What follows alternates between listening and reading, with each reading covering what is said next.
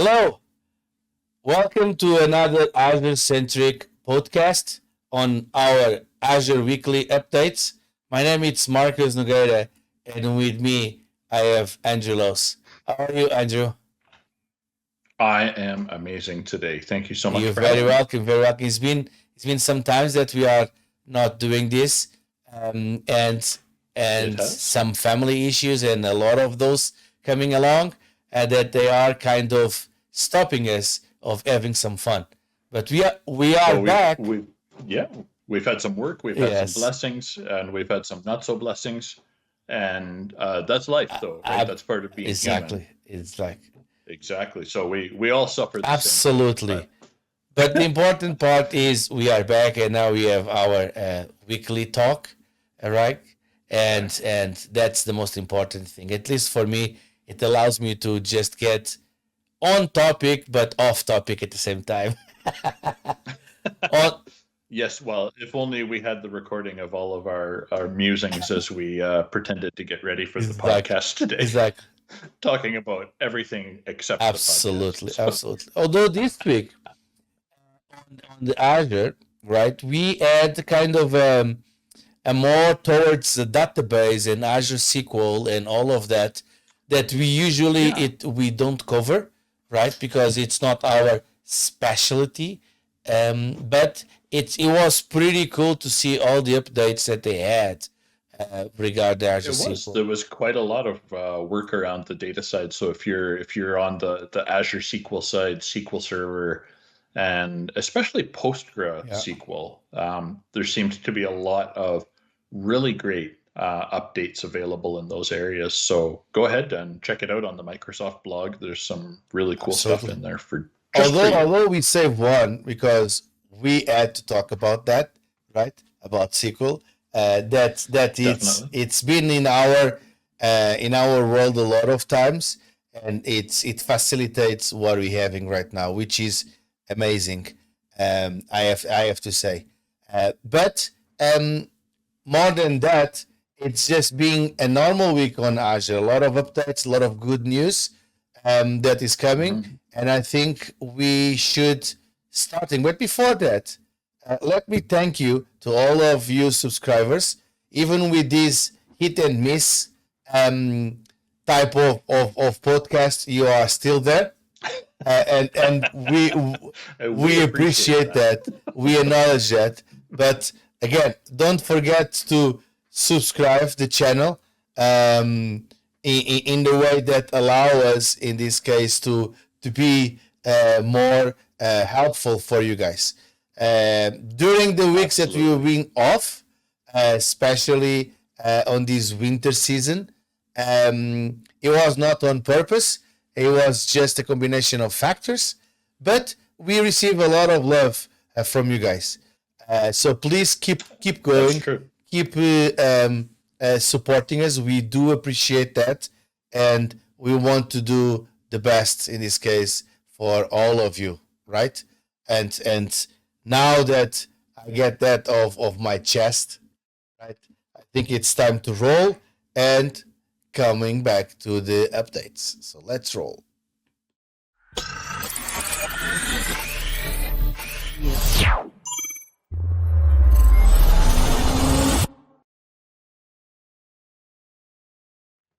So welcome back, and let's jump to the first one. The first one is the general availability of support for private link in Azure Digital Twins. I have to say that usually we don't talk about Azure Digital Twins. We did debate it a lot if we should include this update or not in our podcast, but we give it away because it's so cool. And digital twins is one of those areas that I do love talking about it. Okay, I unfortunately I don't have an extended experience of deploying it, but I've been working on some projects, and but it's still cool, and it's talk about the infrastructure. So that's why we Exactly. including on over here, right? So digital twins. Do you want to start on that one for our listeners and viewers? What is your Sure. perspective or Azure digital twins? So the reason we included this was of course twofold, right? So one, private link is now available for use with Azure Digital Twins. So private link allows us to have kind of direct access over private networking, right? So it's a little bit more secure in many ways. And that's something that companies have really been looking for, not just companies, organizations have been really looking for. So digital twins, when we kind of think at the basic level, what is digital twins? It allows us to use kind of two tools that we're mostly familiar with in kind of infrastructure and modeling worlds. So we can use open modeling language to help us build and explore and use the models. And of course, it's all built on top, like many things in Azure, of JSON, right? So the JSON allows us to have kind of that common knowledge across different, let's say, systems, services, and infrastructure that we might use and deploy in our Azure world. And now we can kind of relate that a little bit more to digital twins. So what the models do in digital twins is it allows us to define, and I'm going to read on from the definition a little bit here. So it allows us to define semantic relationships, not the product, actual semantics here, between your entities so that you can connect your twins into a graph that reflects their interactions. And it says we can think of those models as nouns in a description of your world and the relationships as verbs. So the relationships are the actions and the descriptions, those models, those are the things, the nouns in our world. So I kind of like that it brings it back to the kind of a standard grammatical definition in that way, because it takes some of the mystery out of what the heck is a digital twin anyways, right? In my perspective, I have a way more simpler way to explain or to kind of a concept, but that's a very good one and very detailed. For me, digital twins, it's nothing more than, and I always go, and you know me, I always go to similar things that it can ease your mind on the way that you can configure or what it is in this case, digital twins. So if you have, for example, a stadium or a factory or a building, right? So you have the floor plan and you have what's called the blueprints, right? So all of that design of the blueprints, and it's on those designs you're going to mark, for example, where you have this type of either an outlet electrical, where you're going to pass the cables, where you're going to pass those cables, where you're going to have a camera, where you're going to have an elevator, whatever it is that you're going to put it, you're going to mark on those blueprints. Usually blueprints, they are in 2D, they are not in 3D. So even if you have like floors, you either have the blueprint of the entire building or you have the map for the floor if it doesn't change, right? So I have that when I built my house, for example. I was working on those blueprints and I said, no, I want my wireless access point on this location. And then they're starting to design it and you're starting to have that. So for me, in this case, the Azure Digital Twins, not for me, but is nothing more than a creation of those twin graphs. So transport that from the paper, right, from those graphics into a model that's going to be 3D, that you can see live what's going to happen. So usually digital twins, it's highly linked to IoT and all of those type of things. That's why we don't cover too much over here. But now with the support of private link inside of digital twins, it changed a little bit the game, because now allows you to anything that you have as Azure resources. So for example, Azure Event Hubs, Azure Storage, or Azure Cosmos DB to have inside of a private VNet that is inside of your network, doesn't go anymore to the outside world. And now you can have that by servicing that a private endpoint. And that's why we bring this over, because we already talk a lot of times about private link, right? And the way that the private link works, and the way that now the digital twin instance, you can restrict the trafficking, right, between those instances, between that through the private link. And that is the part that we like about this update, and bringing over to this podcast. But yes, your explanation was awesome.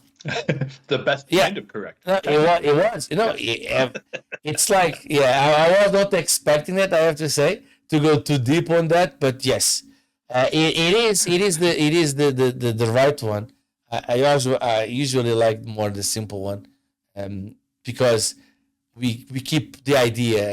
We don't want to show that we are so experts in IoT that we aren't, right? That is definitely not my intention there.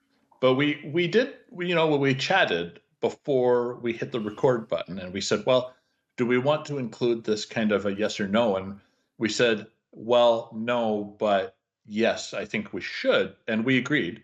And I think I just want to share it with our viewers and our listeners, because it's part of our process. And why the heck did we just spend like 5 minutes or whatever talking about digital twins and IoT technology and Azure Blueprint and Private Link with this loose connection to Private Link, right? So we felt that a lot of times as Azure Cloud or Microsoft Cloud professionals, we don't hear enough about digital twins. So we hear it in the news, we see this or that, but what the heck is it? How do we use it? What's it there for? And all of these kind of updates around improving performance or improving security in the case of Private Link as well, around using and interacting with digital twins. It's a really useful, really cool technology. And we just wanted to give it a little bit of, what's the word? A little bit of spotlight, I guess, so that everybody else can understand as well that there's some other stuff, and certainly there's lots to Azure that we don't always focus on, but this was one that is really cool that I kind of wish we could focus on, but it's definitely more IoT focused, and we like to stay a little bit more, let's be simple, I guess, and say infrastructure focused in this case. So it's just kind of the why, and it's a but cool it technology, is an infrastructure one, right? Although this digital twin is heavily used on the IoT world, or connected more to the IoT world, it still leverage the infrastructure. That's why we bring it to over here, because I think it shows how we starting to have all of those services that basically it's like the best example is the IoT world, right? IoT, it uses the internet to connect from your endpoint, for example, and a lot of times to the cloud. So now be able to starting using that because they belong to a building, they belong to that, to use that on a private link. What I'm doing in at the end is increase the security, because all of that traffic is no longer going to the public, even if it's encrypted and you have everything there. It just shows that you can be more specific, or not specific, be more secure in this case, because everything is internal. You don't need to expose anymore those type of services to the internet. Even if you have you don't need to expose. So in this case, it stays on the Microsoft backbone now, right? Exactly. Although leverage all of that, and probably in a lot of cases, it requires an awful amount of infrastructure to support it. like for example, express routes of life, something like that, firewalls, It does. zero Yeah. trust model, and a lot of those type of things that it could be some kind of overwhelming and not So this is one piece of it a is. puzzle, right? So it's like we always tell many of our different clients. I always make that Shrek joke from so many years ago now. But ogres are like onions, and so is security, right? We have to think of it in many layers, and at the core is really just Yes. fundamentals. So when it gets right down to it, we have to do the basics before we can focus on the complex pieces like private endpoints, different types of routing and private routing and all these things. So if we do the basics really well, we're going to protect ourselves against the biggest set of threats that are out there. Then we refine it down and down and down, all those layers within the onion. So this is one of the pieces that makes up part of a layer with private networking and network management. I don't want to dive too deep into networking today, that's for sure. I'm far too tired to think about that right No, now. but that's okay. That's exactly the idea over here, is to have an open conversation to talk about that, and we explore so many ways that this can be implemented and this can be used. I think now it's time for from our next one, because we cannot spend the entire podcast talking. We can, and we should. We ended up talking about onions after we started with that one, so I think we're good. Absolutely, absolutely. Moving to the next one, it's a cool one, I have to say, but it's in public preview. Trusted launch support for virtual machines using ephemeral OS disks. So again, this is going to the security, that the part that we like it, right? And now the trusted launch is a seamless way to improve security on the generation 2 VM. So this was one of the things that I love about Hyper-V. I have to say it. I have to take out of my chest. Okay, that was one of the things when we had Hyper-V in on premise. I remember Mhm. this like today, like was yesterday, not today, like it was yesterday. That when they launched the Generation 2 Hyper-V virtual machines on Hyper-V, so no BIOS, it was a UEFI virtual machine. They launched Yeah, what's called the virtual TPM. So yeah, basically, what you are doing is you are creating an environment that you saying to that virtual machine that she cannot run outside of that environment. So even if they, because a virtual machine is nothing more than file, a combination of files. Any virtual machine, exactly. doesn't matter which platform you're talking about, okay, is a combination of files. So if anyone not good intent, okay, goes there and copies those files, they can, for example, the entire time when I was teaching and I was delivering workshops and having those talks and even talking with people at Ignite, for example, I always give exactly the same example. That was, if you are able to access your storage, for example, and you copy the VHD of your domain controller, okay, you can brute force that VHD and the domain controller and all of that into a totally off-site system, because it will not be Exactly. allow you in this. It will not stop you because you don't have that. That's why they create this virtual TPM, because now you can say to that virtual machine that this is your range of servers that you can have, that you can run. Outside of that, you can even open the VHD file because it doesn't have the encryption key to allow you to access that. So that was revolutionary at that time. Not even VMware had that. The VMware at the end, it comes few months after with that new functionality. Um, and Exactly. now finally, years after, we're starting to see that happening on Azure, because Azure is running Hyper-V, right? So for me, it's a kind of, it's an emotional one, I have to say. It was. You get very passionate Yeah. about some of these technologies, but this is an important one. And, when we're talking about securing the OS disks as part of the VM as a whole with that virtual TPM, this is really important. So they build this kind of on that trusted launch, that trusted computing Yeah. platform. This is, as much as I don't like the word, that kind of holistic approach to security, really all I mean is we're considering all of the things, everything, that holistic view. So it's a really great update because this is one that I think has been a long time coming. They've been probably, I have to assume, working on this for ages and ages to get it to a point where now we can include not just the operating system disk, but also the ephemeral disks, right? So the more the dynamic kind of addressing of the disks, or identification, I guess, of the disks in this way. So I think that this is really cool. It builds on top of some of the things that are very familiar to us as administrators with Hyper-V or VMware, whatever the flavor is.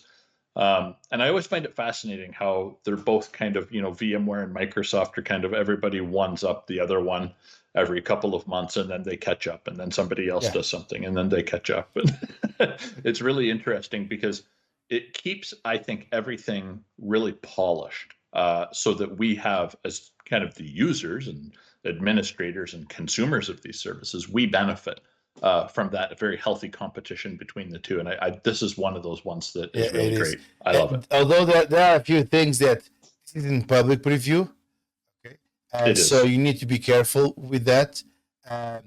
Should I use this in production? No, of course not, because there are a few things that this is applying for. So first and foremost, this is only when you're creating a new virtual machines. So if you have the existing ones, it's not going to work. Okay. So it's for new virtual machines. So that is going to be one of the reasons. The other one is there are a lot of limitations. So I highly recommend you to go in there. So level of sizes. Okay. Not all the virtual machines can have this. Okay. You have to remember this is a generation 2 virtual machine. Okay. So when you're creating a new virtual machine on Azure, you have the option to create a generation 1 and generation 2. This is only applies for generation 2. You have a bunch of OSs, in this case, that they are supporting. Theoretically, it's for all the public regions. Okay.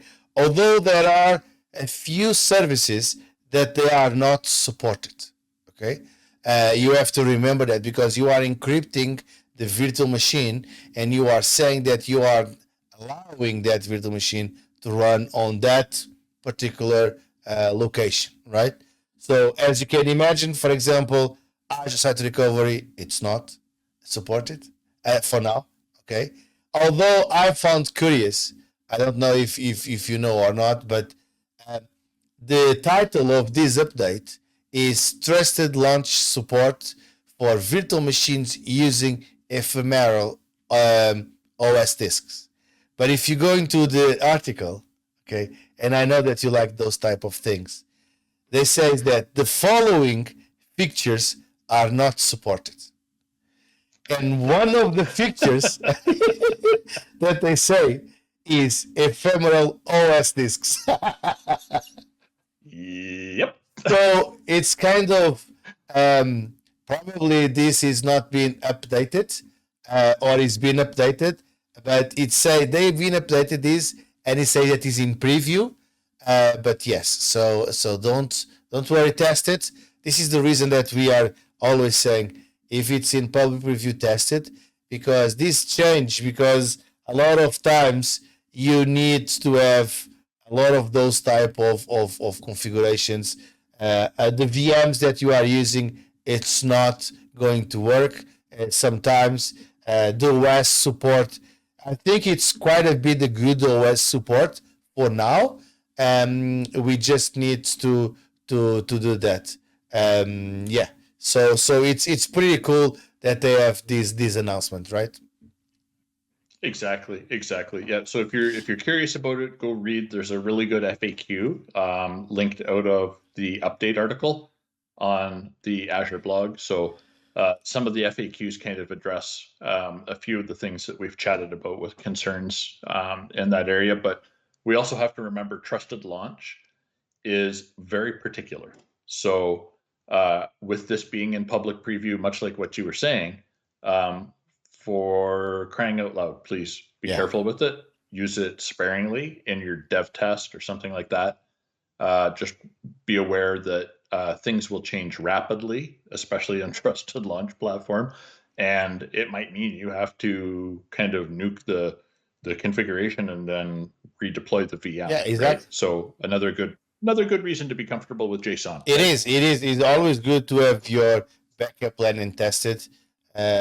Create a very good test plan because allows you to be more comfortable and knowing what you're doing, because this is going to secure your VM. Yes, it will, but it might be make it so really difficult to operate that sometimes security, they have that kind of balance, right? So you need to balance how you're going to protect your workload, your VM, the application you have inside, and at the same time, right, if you want to operate. So what's going to happen if you want to do patches?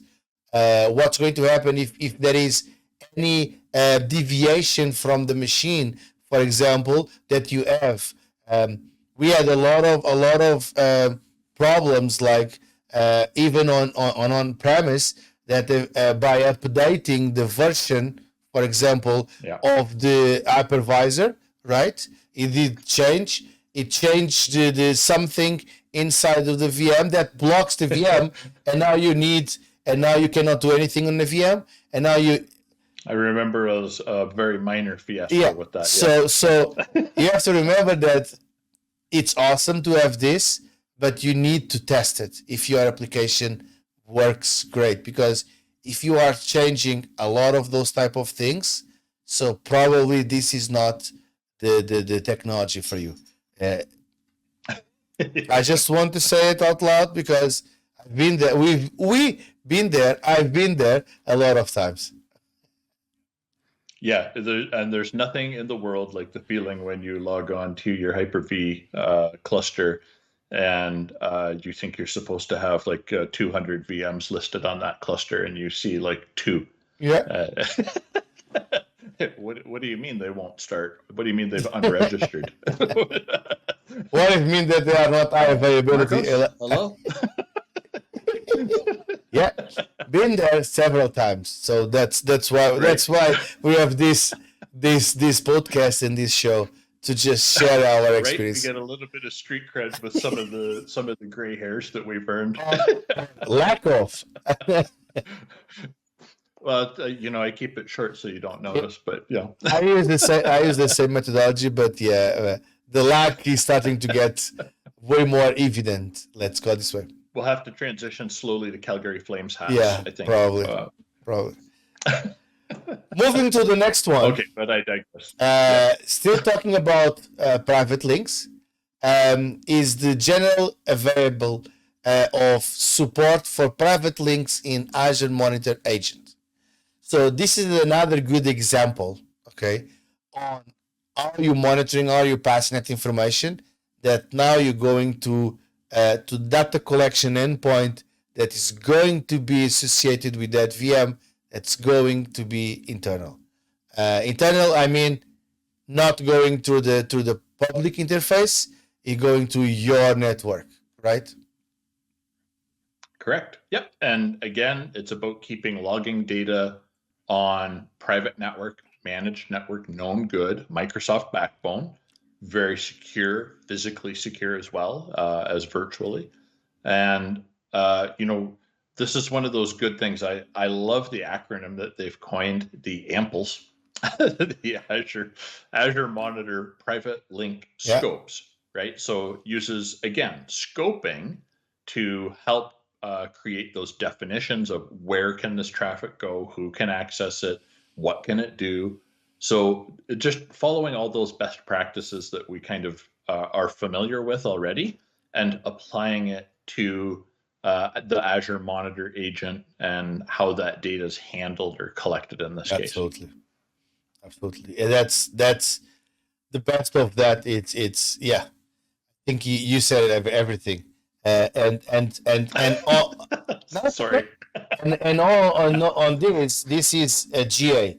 So now we can start using and we can start seeing that. So and that's if we're looking these now. If you allow me to just a little bit outside of this, but talking about this at the same time is if you're starting to see all of this private link, all of these services that they're starting as a public service, and by what I mean is public on the internet now it's you starting to get all of that trafficking going on the private link, means that now you can connect through your network on the hybrid world, right? And not going to outside, because sometimes I'm starting to see a lot of organizations that they are 100% on the cloud, right?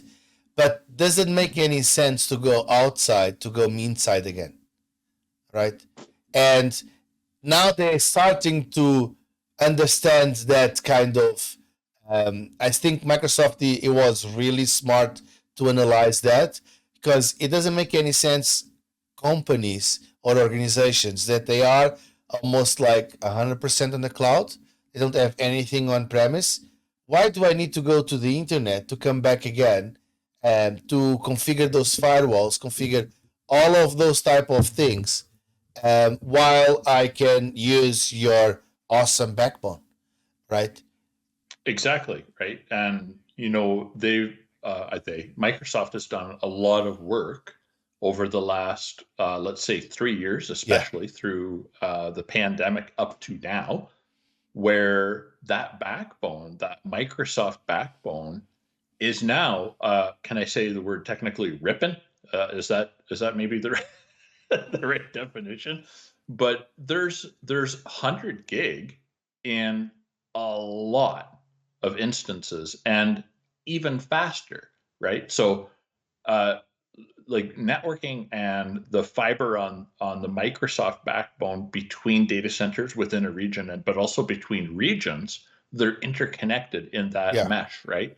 Microsoft has the region website, and from there, I remember, I'm probably going to get the names wrong, so forgive me, but from the regions definition website, they have like this little 3D model graphic that they have that shows the mesh, and you can kind of click and drag Bing Maps on, I want to say Google Earth, but the Bing version. You know what I'm trying to say, right? I didn't say anything else. But there's a cool 3D model, and you can see how that mesh actually comes together between data centers and between regions. And it's really, really friggin' cool, because that's the private link. That is your private link between regions, between data centers. When you add an express route, you insert yourself onto that Azure backbone at your entrance point to the Microsoft backbone network through various data centers that participate as partners, right? So there's lots of opportunity to take advantage of that better security. And I love what you say, and you and I have dealt with it when we've had clients together as well. And we kind of we chuckle, but it's a serious thing, because a lot of configurations do have traffic leaving or egress from Azure, just to come right back in off of that next routing hop. It hits it and says, oh yeah, well, I want to come back in here. Why? Just stop that silliness and stay on the Azure backbone so that you have better security. First of all, you stay internal, but it's also so much faster, and you can reduce the network load overall quite significantly. You think about one customer with what I would call a misconfiguration that does that, and think about it at the scale of Azure with all customers doing that. That's a lot of wasted traffic. It is a lot of wasted traffic, but yeah, absolutely correct on that part, and it's good. It's awesome to see that. It's also awesome to see this update. That is the one that we were talking about previously. is the generally available best practice assessment for SQL Server on Azure Virtual Machines. So it was the one that we were talking about. So now we can see the best practices, okay, an assessment of best practice regarding the SQL, right, and to be able to see that on virtual machines. So this is not about Azure SQL. This is about running SQL inside of a virtual machine. Okay, so Correct. it's not the same thing as running SQL on premise. Okay. It is. Yep, exactly. Yeah, it's running inside that VM, and say you've migrated an application, one of those VMs might be a SQL Server. Now it's SQL Server running inside an Azure VM. Although the curious about this is it does use the log analytics to collect that information. It does. The part that I have a beef with on this one isn't the log analytics workspace for storage. It's actually the MMA. Because this is a technology we know is being sunset over the next couple of years. So Microsoft, why are we launching new assessment tools and capabilities using this? Just go straight to AMA for the Azure Monitor agent instead, the new model. But I know that some of the support around a lot of the kind of security work that I do is still, I guess we call in development for AMA versus MMA. Not to get too many acronyms going in here, but I would love to see the roadmap included in the next update with this, because it's a really awesome capability to be able to do the full best practices assessment. And this is critical, right? Because a lot of organizations think that they have SQL buttoned up. And then we move them with the application into Azure. We do the Azure migrate. We fail it over into a test network. We run the Qualys scanner on it, and bam, it's full of holes, and everybody goes crazy because it's like, well, why did this happen?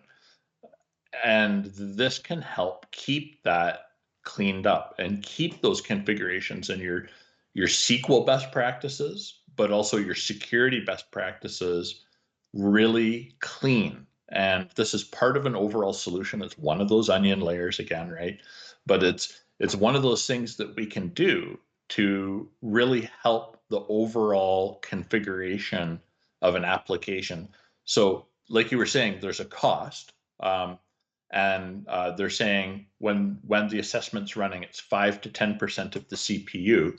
That can be a big deal on a SQL Server, as you know, but especially when it's in Azure, because we can't just kind of dynamically add an extra core onto the VM like we do in Hyper-V. But we have to think about that cost as part of when we schedule that best practices assessment to run, is I guess what I'm trying to say. Yeah, because you can run these basically on two ways, on schedule and on demand.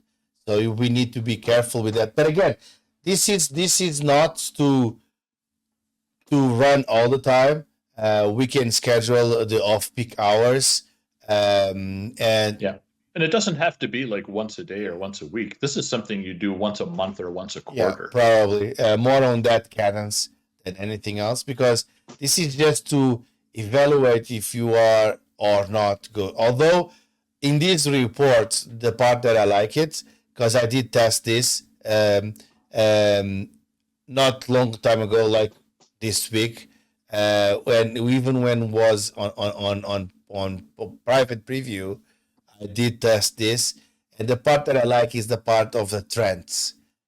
That's why my idea of running this probably is going to be a little bit shorter than, for example, once in a year or once every semester, because you usually say, yeah, but this is the best practice.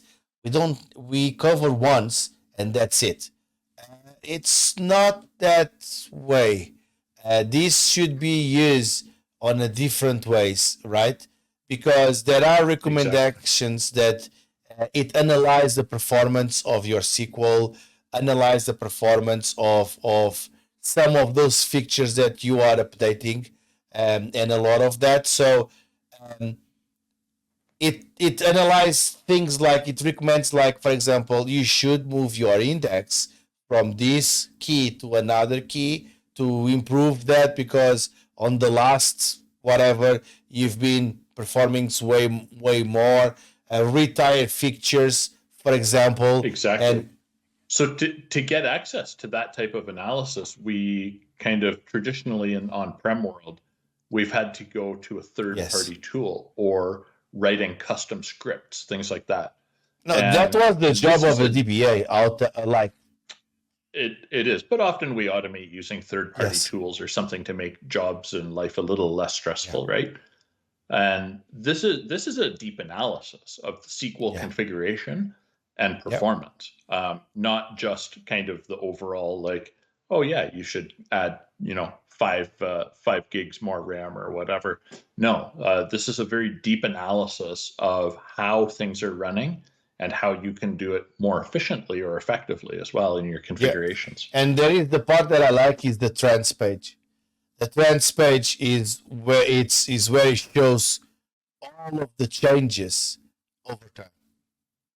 So it gives you that, okay, and now you can start analyzing when we run this compared with when we run this before, when we run now and 3 months, for example, before, and starting comparing those to see if the issues is being resolved or is not being resolved. So even for organization, now I'm starting to thinking on how I can apply this. Even if you have an organization that they have, for example, managed service, this should be a report that should be mandatory every 3 months, like say every quarter, to see if the issue that you have on your SQL Server is being solved from the previous quarter, right? Exactly. It gives us a bit of a tool comparison built into Azure, by the way, right, to help improve our operations. Yeah, I love it. Like this is the kind of update that really makes a difference. And go forward with the next one that we've been talking so far. That is the rollup 61, March 2022 of the Azure Site Recovery update. Okay. Can I just pause for one moment? To pause the video and say, oh no, just double check. I just want to have another sidetrack, little ADD moment here, but welcome. And by the way, thank you for subscribing and loving our podcast. I don't know if you like it, but I know you love it. We do. We have a little fun here, and this is one of those things. I just want to say congratulations to ASR. You've made it over 60 roll-up updates. This is update 61. So well done to the ASR product and services team. Amazing work, because ASR, as you know, is my first love of Azure. And it has a special spot in my heart, but also it performs a very critical backup and site recovery service. Migration tool, whatever it is. You can use it in so very many ways, cross-region support, all these on-prem to cloud to on, like all over the place, right? So you can do such cool stuff with this, and it's expanded so much. 61 updates. I feel remiss that we somehow didn't report on the number 60, but congratulations on 61. Yes. And I just wanted to say that I apologize for sidetracking. No worries. I thought it was really cool. No worries at all. But yes, it's 61. Although this is going to be exactly the same one as we're talking about. Okay, so there are new mobility service. Okay, you need to download the appliance, in this case the template. You need to update that, and remember, you have to start from the portal, okay, and going down until the mobility service. So you need to update the portal first, and you need to update then the the templates and the agents, and then going to the mobility service as well. The part that there are a few things regarding this is the support, the added support for Debian and the new Ubuntu 20 distros, and the part of added support for the thin provisional logical management, volume management, the LVM. That is the part that it's the most updated one. And again, I remember this when I, like 7 years ago or 8 years ago, it was the very first year of my MVP. 7 or 8 years ago, I already lost traction. That was called the Hyper-V Site Recovery. Yep. It was something like that I love it at that time, and I've been using since. And I have to say that this saved us both in several occasions. Saved me a lot of those, and in situations of a lot of things, ASR has been a tool that has been is one of my favorite tools, always been, and is always at the top one. And to see what is coming, and to see the evolution of this tool and what you can do, it's tremendous. It is literally tremendous right now. So yeah. Yeah, absolutely. It's such a powerful tool. And I mean, you download this, I wanted to say a little bit, it never is this template, and you fire up the VM, and it's kind of off to the races. It does a lot of the discovery. It does a lot of kind of the hard work, the heavy lifting for us. And we do some configuration. It's not light touch. There is some pretty deep config that we have to do, but it enables us to create a remote site, synchronize our virtual machines from where we deploy it to somewhere in Azure. And then magically, it allows us to do these test recoveries and simulate an actual DR event. What happens if my data center becomes unreachable for whatever the reason, right? Well, fail over to your ASR location, and we can now even build a lot of automations around this. It's kind of to me, it's a magical thing. It's absolutely amazing. But that product team works so bloody hard on this stuff, and to have such great updates month after month, it blows me away. And I think that this is one of those unsung heroes of Azure a little bit. Right? And saves a lot. I just want to add that right? this tool, the possibility of the feature that this tool enables, it did change quite a bit of our way to work, because the way that, and even the certifications, like the compliance certification that you have, like SOX and 27,000 ISO 27001 and all of those, it completely changed, because now in the certification you're starting to see that now you have to present a disaster recovery test plan and test and validation of that plan, okay, and make sure that works. And exactly. This tool, it's one of the tools that allows you to do that, right?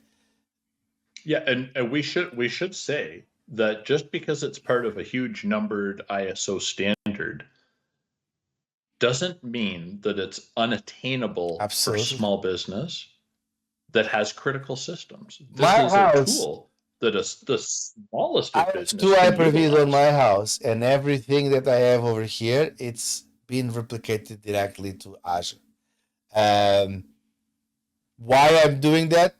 It's just because I don't want to lose any information, and sometimes I just want to run a test or a demo or something like that I want on my environment that I set up over here.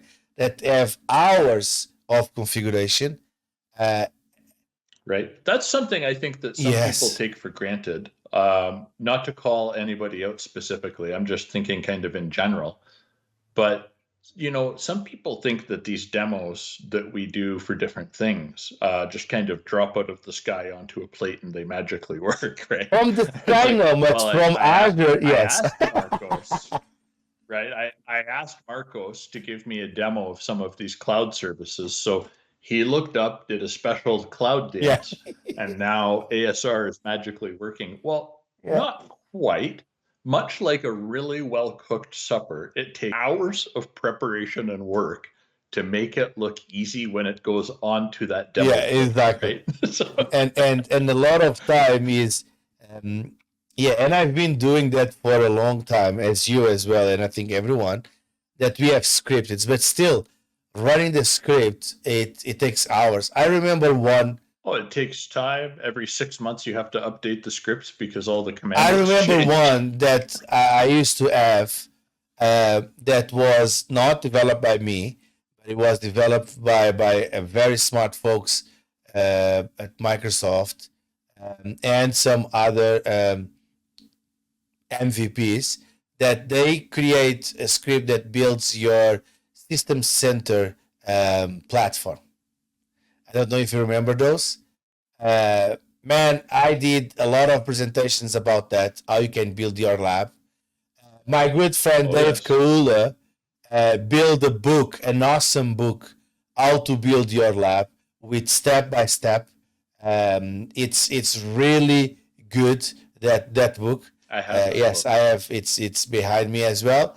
And all of that is about scripting. But even that, I remember that one of the times I always get prepared, and we always get those disks with duplicate information, because when you are on the road and you are, for example, on Ignite, you need to make sure that everything is correct. So we bring like 3 laptops. We bring everything, right? And sometimes it's to make sure that everything runs. And I remember doing a presentation with Dave Kaula, for example, how to build a 3 node cluster in less than 20 minutes, for example, and we cook uh, one of his laptops.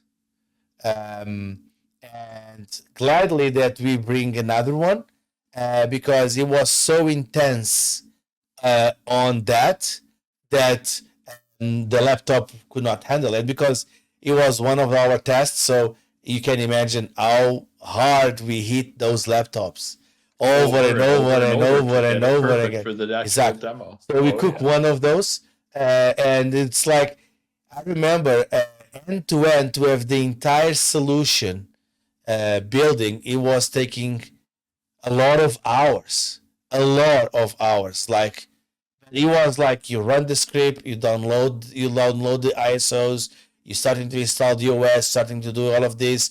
It basically builds your Active Directory, basically builds the entire domain, it adds the VMs and in order and all of that, and creates and builds the System Center Virtual Machine Manager, and builds the templates and builds all of that, everything automated.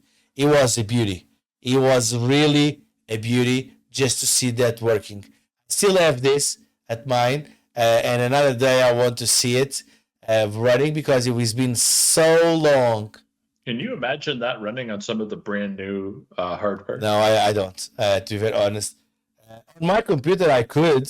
It could be faster, but I don't need to, because I build one, right, and now in this case uh, I send it to the cloud, right? I kind of replicate to the cloud, and now if I want to do some kind of other tests or whatever it is, I just build that bubble on Azure through the Azure ASR, and that's it.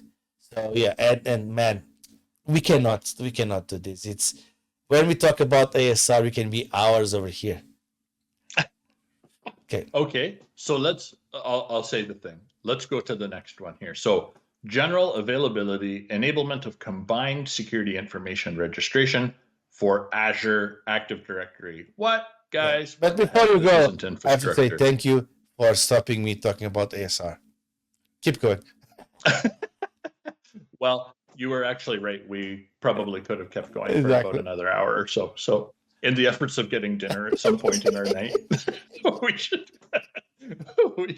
we should talk about Yes. combined security registration. So, we've been telling our clients about this good configuration item, a good secure configuration item, for months and months now.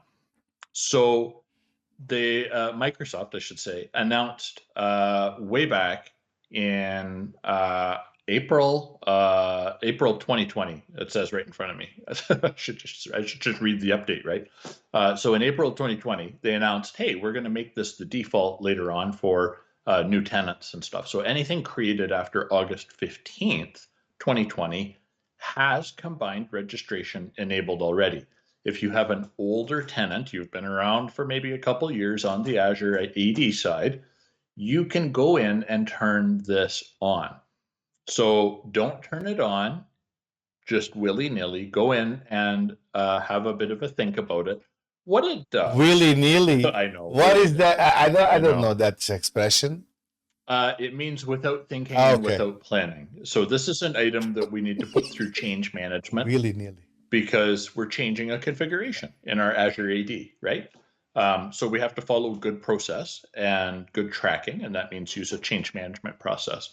Mr. Willie would just very much nilly just come in and change settings all over the place. So that's, I guess, maybe what I'm poking fun at here. But it's like an old Canadian saying that way. But anyways, so combined registration allows your users to register for multi-factor authentication, which I know you're already using and you have fully deployed, right? Because you would never not use MFA in your Azure AD instance. Wink, wink, nudge, nudge, right? So I was in fact talking with yet another client that is having some struggles along that, which is why I say wink, wink, nudge, nudge. You know who you are. Call me. We'll help you. 1-800 Andrew Lowes. Right? Just give us a call. Exactly. We got you. There's always complexity. If it was easy, everybody would have already done this, right? But we have to work through those complexities. And this is part of that. So this combined registration says, okay, so if your user has set up the Azure, Microsoft Authenticator app on their cell phone, and they're registered as, Marcos@domain.com. Then I was going to say Andrew at Marcos.com, and I knew that didn't sound right. Anyways, it's probably past coffee time here. So you're registered for one or two methods, right? So maybe you've answered some security questions as well to help with multi-factor authentication, make validating your identity that you are in fact you. Now, if you set up self-service password reset or SSPR, a lot of times if we don't have combined registration enabled, we actually have to do all that same stuff again, right? In comes the magic of the Microsoft blue slider. We turn it from gray to blue, left to right. We turn it on, combined registration.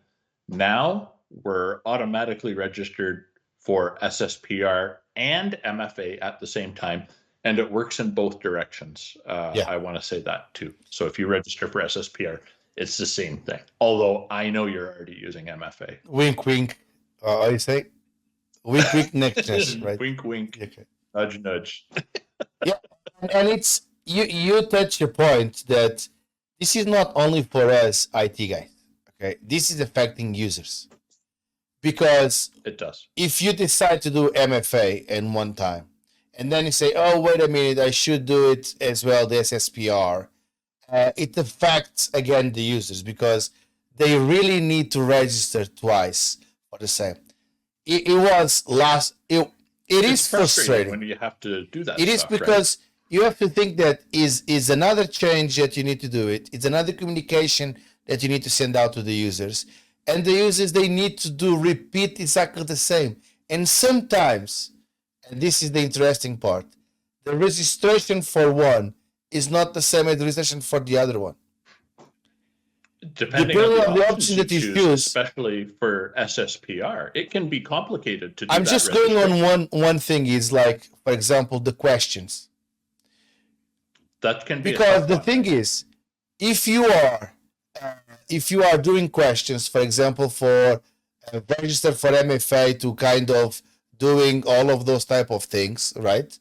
Or for SSPR, you're doing questions.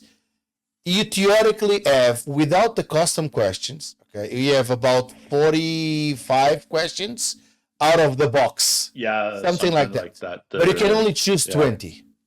Okay.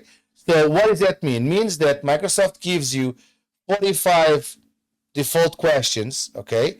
And now you have to nick and pick 20 of those that you are providing to the customer for them to answer those, okay? Of course, that besides those 45 questions, you can have your custom questions. Like, for example, what is your employee ID? Something like that, right? That you can create to your users, in this case, to respond to them. And they can choose from those, they can choose up to 5 questions, from 1, 2, up to 5 questions. But now imagine the scenario that when you register for MFA, that you are doing, for example, either the authenticator, but for that is the way that you are configuring your devices and everything else, or you're doing, for example, the text message or the email or the phone call or whatever, or even if you choose the questions, okay, you might choose different questions. Absolutely. Yeah, you can totally end up with that disparity between MFA and SSPR. Absolutely, and by doing this, like you say, the slider, it's a simple method. You just combine, and now the combination of methods is going to be the same. Either if you want to reset your password, or even change your device from MFA, because that can happen. Exactly. Yeah, you have to reset a new device and all of that. So yeah, I want to talk about too, and I know I didn't intend to actually go this deep with this one, and I apologize, but I want to talk about what happens when we are already registered for both. What if we're registered now for MFA and for SSPR separately? What happens when we go to update our data? My phone number changes. It's the answer to one of my security questions or something like that, right? And you have to update things, all that stuff, the color of your car, that kind of thing. So if you go in and update that without combined registration, you have to update it in 2 places still. So it can really help our end users to be more open to the things we need them to do. Like SSPR can be a real lifesaver for tier 1 of a help desk, because it really does eliminate a lot of those kind of quick fixes with, can you reset my password? Or, geez, I was on vacation and I forget my password. That it happens all the time to everybody. It's a normal human thing. So we can really help with that stuff. But combined registration is a great way to help kind of calm all that. Although there are a few details on this update that I think we should cover. One of them is beginning of October 1st of this year, 2022, this is going to be a default for all the tenants, okay? That's correct. So if you create a tenant after this, it's going to be default. So that's good news, because even if you decided to enable MFA only, or and after you enable SSPR, the registration is going to be 1. Period. The other one is from if your tenant is created from August 15, 2020, this change doesn't impact you. Okay, you can do the slider, but doesn't impact you and doesn't impact either in any tenant on China region. But if you are previous to this, okay, that is your experience is going to be different. So if you are previous to August 15, 2020, your tenant, okay, not you, your tenant, is that's where it's going to be impactful. So that is what Microsoft is saying, that is your registration is in two different places. That's correct. Younger and younger admins all the time. Born in 2020. So I just want to bring that up because I think it's important to make sure that it's done, right? So and that's going to be a change that is for the better. Okay, it's not too complicated. It's to simplify our work, because sometimes, and I did this. It was last week that the organization changed, for example, from DSync to Azure AD Connect, and they want to enable the SSPR. So, and they had MFA, and they had to re-register again. And I say to him, if we're doing this, we will combine, and we will have everything together, and you don't need to disturb. No more re-registration. They need to do it to validate, okay? To validate those questions, and it's highly recommended that they do that, to validate those questions at least once every 6 months. And Azure AD does actually pop up to say, hey, Andrew, you need to review your questions. Click here for more details or whatever, and you can skip for, I can't remember, I think it's like 10 days or 14 days or something, but eventually you have to do it, and you have to reconfirm the information. But it's not the same as setting it up. It's a display. You validate, you click on yep, I'm cool with it, and away you go. But it's different. Okay, but it's a very nice update, and finally we're starting to see those coming alive, right? Exactly on the same way as going on these timelines as the next one. And the next one is the select Azure Dedicated Host SKUs will be retired at the end of the month of next year. So 31st of March 2023, the DS V3 Type 1 and 2 and the ES V3 Type 1 and 2 is going to be gone. So this is coming as expected. This is the refresh of the dedicated host. So means that they are refreshing those servers, and those type of servers will no longer be available. Bigger, better, and badder servers are out there now. So this is kind of the natural cycle. The ones that were launched some time ago, always they're moving ahead, right? So and to be honest, we have 1 year to plan for it. But like all projects, we just have to get it onto the project schedule so that we know, hey, we have to tackle this challenge, right? So this is our 1 year warning, and those DSB3 and ESB3 Type 1 and 2s, we have to make sure that we move or migrate to a newer or different, I guess I should just say, different version of those dedicated host SKUs if we still need it.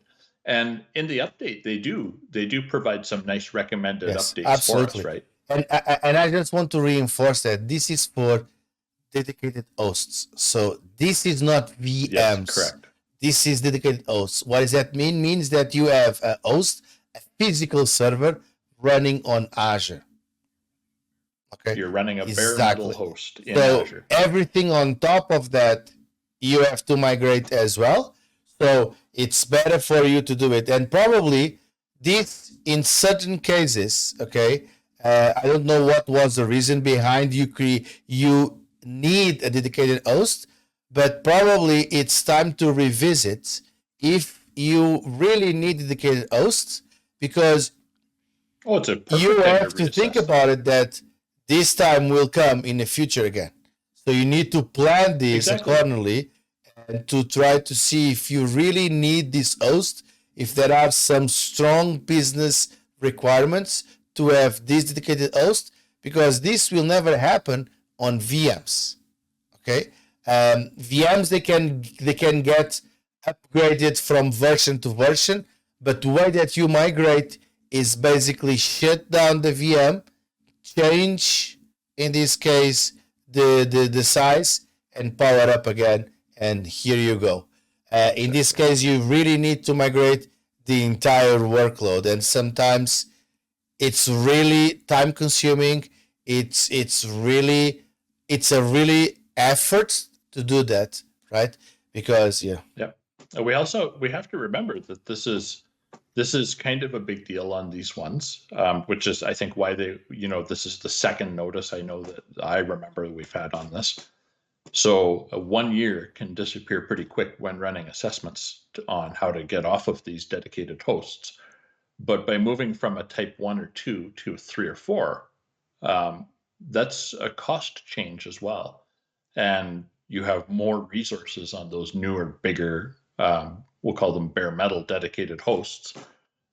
So, you're going to, at a minimum, have extra resources available. It's not kind of a like for like that we would deal with more in the virtualization world. This is a new server, a new physical that's being racked in and with all the new bells and whistles. And they even mentioned that there is the ability to potentially consolidate your workloads and reduce the number of hosts.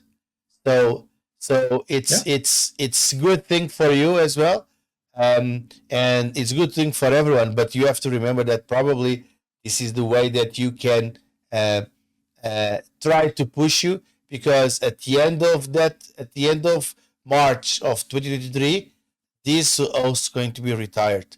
So you need to move them. Otherwise, you will not have access anymore, probably, and you will have some disruption on your application running on that host.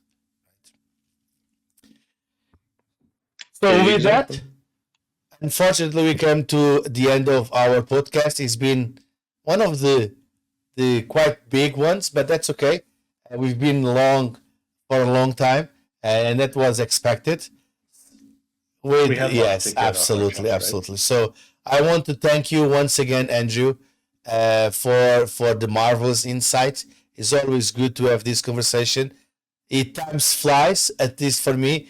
I thought that when I said the clock, that was only like 20 minutes, but it isn't. It's a little bit more than that. Just a tiny bit. I don't keep track of when we start, so it's all good. But I want to thank you, and I want to thank you, our subscribers from the podcast, absolutely, either to the audio podcast or the video podcast.